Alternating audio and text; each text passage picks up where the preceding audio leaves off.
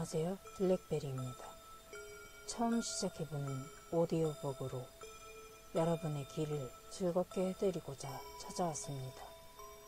오늘의 이야기는 여러분들께서 한 번쯤은 들어보셨던 무서운 이야기를 저와 함께 들어가 보실까요?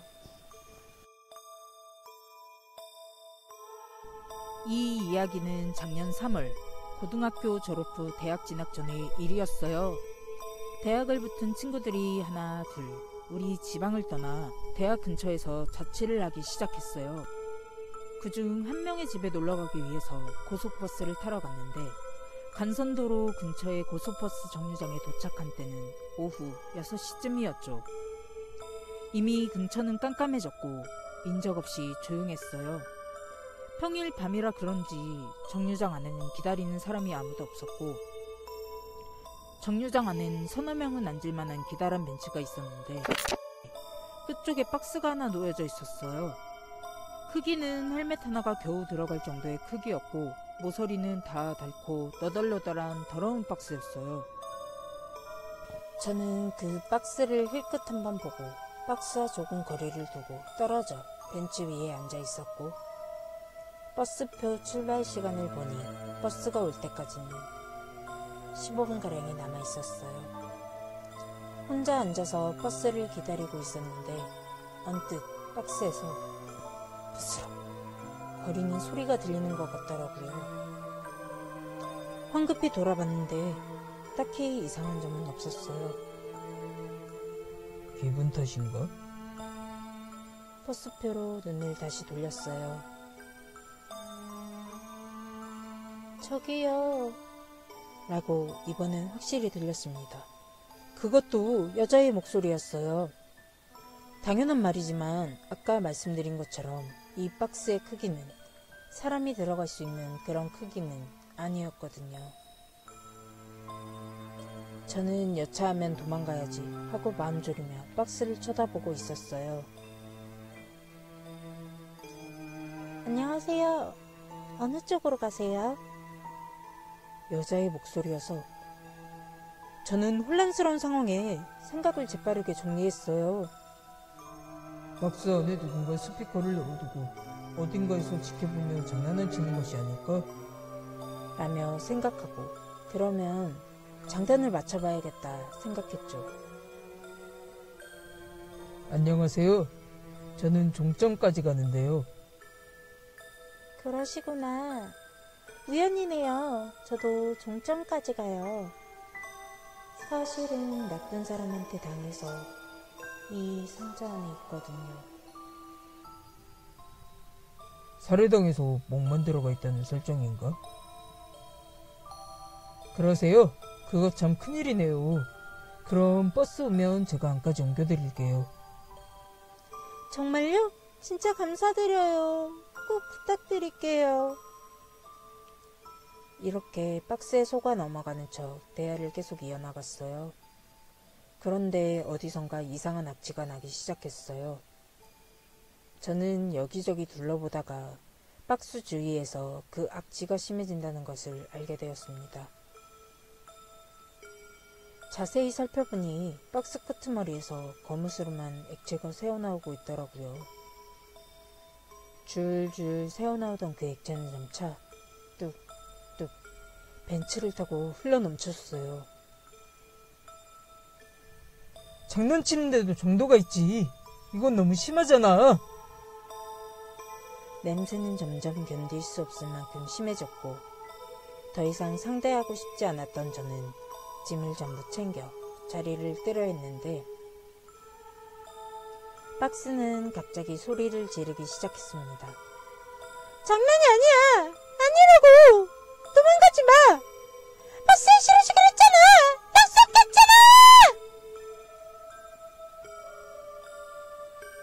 무시하려고 나가려는 내 옷을 누군가 붙잡았어요. 하지만 정류장 안에는 오직 저 혼자뿐이었고 제 뒤에 있는 것은 오로지 박스뿐이었어요. 전 천천히 뒤 돌아보았고 내 뒤로는 믿을 수 없는 광경이 펼쳐져 있었어요. 어떻게 봐도 사람이 들어가기란 불가능해 보이는 그 박스 안에서 사람이 손이 나와 제 옷을 잡고 있었죠. 그리고 전 그 박스 안의 내용물과 눈이 마주쳤는데 그 후로는 기억이 없었어요. 정신이 들었을 땐 저는 이미 버스 안에 앉아 있었어요. 그 박스를 양손으로 보이던 제 말이죠. 악취가 나는 액체로 범벅이었던 그 상자는 흔적도 없이 깨끗했어요. 하지만 그 박스 안에 뭐가 들었는지 확인할 용기는 없었고 전 그대로 박스를 버스에 남겨두고 버스에서 내려 집으로 달아났죠. 그날 이후로 아직까지는 저에게 큰 사건이 일어나진 않았어요. 버스 안에 실어주겠다는 약속을 지켜서 무사했던 걸까요?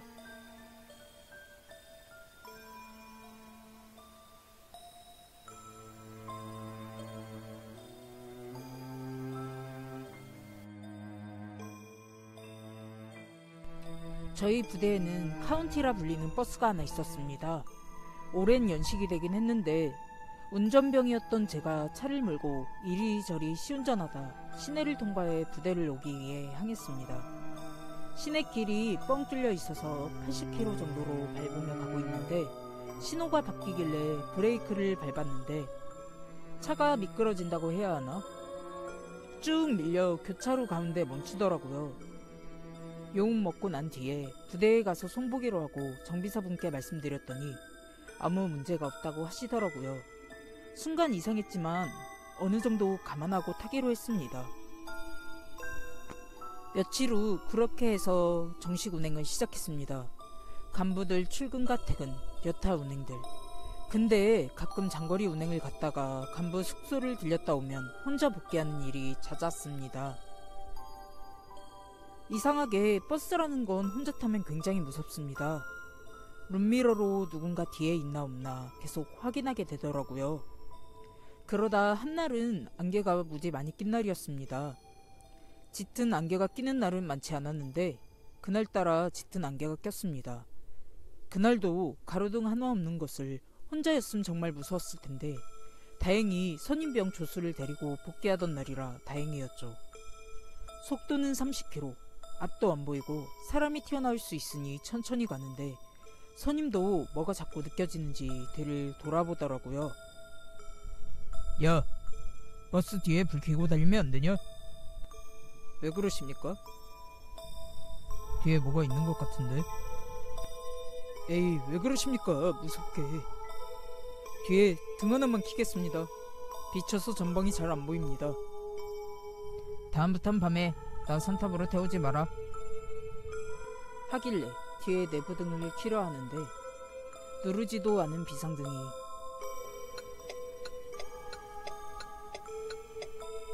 정말 소름 돋더라고요. 부대에 돌아와서 차고에 차 놔두자마자 시동 끄고 차키도 뽑지 않고 선임과 저는 내무실로 도망갔습니다. 이런 일이 비일비재해서 차가 오래돼서 그러려니 했습니다. 그러다 파견을 가게 되었는데 여기서 귀신을 본다는 아저씨를 만나게 되었습니다. 그러다 그 아저씨와 버스를 탈 일이 생겼는데 아저씨가 차를 타자마자 벨트랑 머리 위에 손잡이를 부여잡으시더라고요. 그래서 제가 아저씨, 오바 좀 하지 마요. 라고 했더니 아저씨가 정말 긴장된 얼굴로 출발해요. 빨리 갔다 오게 하시더라고요. 그리고 간부들 퇴근을 돕고 돌아오는 도중에 아저씨가 계속 뒤를 돌아보는 겁니다. 아저씨, 왜 그러세요? 응? 아니 왜 그러시는데요? 사실은. 그리고 아저씨가 하시는 말씀은 충격적이었습니다. 이 버스 안에 영적인 기운이 정말 가득하다 하더라고요. 저는 귀신을 믿지 않아 아저씨가 장난을 치려는 줄만 알았습니다. 그러다 차가 퍼지는 바람에 정비소에 가져갔는데 알고 보니 차가 정말 여기저기 멀쩡한 데가 없다고 하더라고요. 그러다 한 선임한테 며칠 후 들은 이야기인데 그 버스가 예전에 엄청 큰 사고로 모든 부대원이 즉사했던 버스인데 1급 정비사들이 사용할 수 있는 부품들을 겨우 살려 다시 운행을 시킨 버스라고 하더라고요. 그 이유에도 그 때문인진 몰라도 안개가 끼는 날이면 버스에 아무도 안 타고 있지만 좌석이 꽉 찬 느낌으로 어둠을 달리곤 했습니다.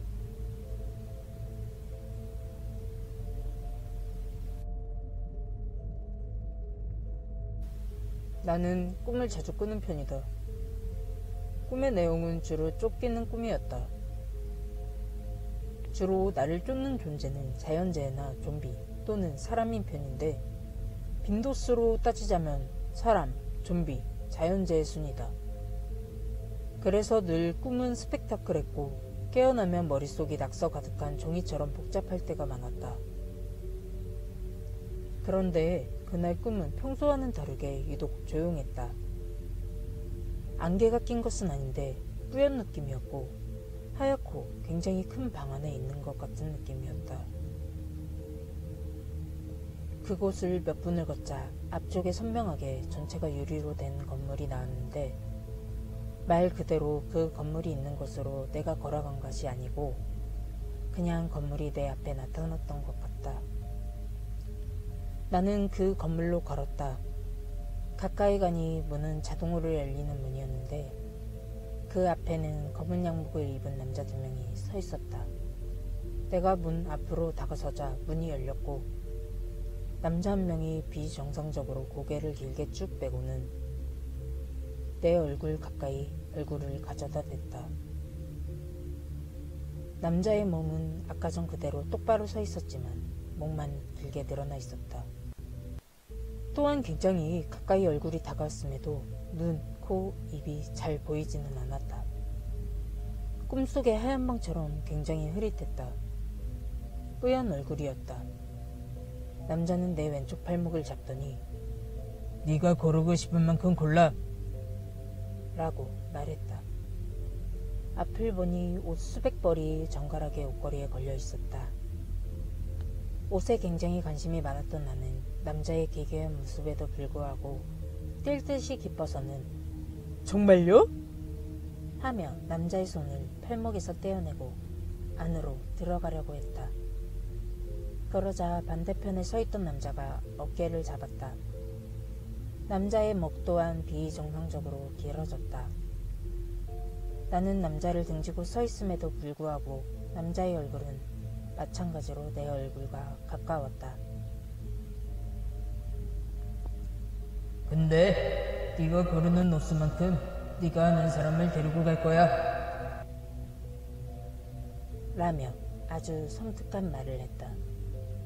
나는 꿈속에 골랐던 옷들이 실제로 현실 세계에서의 내 옷이 될 것만 같은 강렬한 느낌이 들었고 그래서 난 크게 실망했다. 하지만 옷을 고르기엔 무서워서 구경만 했다. 한참 구경하고 건물 밖으로 다시 나가서 뒤를 돌아봤는데 문 옆에 서 있던 남자들이 목을 길게 빼고는 가운데서 얼굴만 마주한 채 뭐라고 이야기 중이었다. 그 모습을 멍하니 보고 있다가 잠에서 깼다. 생각해보면 별것 아닌 꿈인데 벼랑간 느낌이 이상했던 나는 가장 친한 친구에게 전화를 했다. 이 친구와는 예전에도 여러 번 꿈을 비슷하게 꾼 적이 있었다. 친구에게 전화를 하니 자기도 마침 나에게 전화를 하라고 했다면서 이야기를 풀어놨다. 친구의 이야기를 들어보니 친구는 어떤 버스를 타기 위해 줄을 서고 있었다고 한다. 무슨 일인지 설레었고 버스를 왜 기다리고 있었는지 이유는 기억이 나지 않는다고 했다. 그런데 갑자기 버스 안에서 어떤 남자가 나오더니 친구의 이름을 불렀다고 한다. 친구는 손을 들어서 남자 가까이 다가갔고 남자는 엄청 큰 목소리로 넌 집에 가! 라고 하더란다. 친구는 청정명령 같은 소식에 짜증도 나고 슬프고 화가 나서 싫다고 갈 거라고 소리를 지르고 울고불고 했더란다. 근데 남자가 안 돼. 넌 강수님 때문에 안 돼. 라고 했고, 친구는 내 이름을 듣자마자 힘이 쫙 빠져서 그냥 집에 돌아가야겠다 생각하고 줄 서 있던 사람들 사이에서 빠져나왔는데 아직도 아쉽기에 멀리서 버스를 지켜보았다고 했다. 그리고 출발 시간이 되었는지 자신과 서 있던 사람들이 버스에 탔고 차곡차곡 옆자리를 비우고 앉더란다. 그리고 사람들이 다 탄 빈자리엔 저승사자들이 차곡차곡 앉는 것을 보고 경악하며 잠에서 깼다고 한다. 둘 다 한동안 아무 말도 하지 못했다. 새벽녘에 깬 우리는 전화를 끊지도 대화를 하지도 못하고 밤을 지새웠다.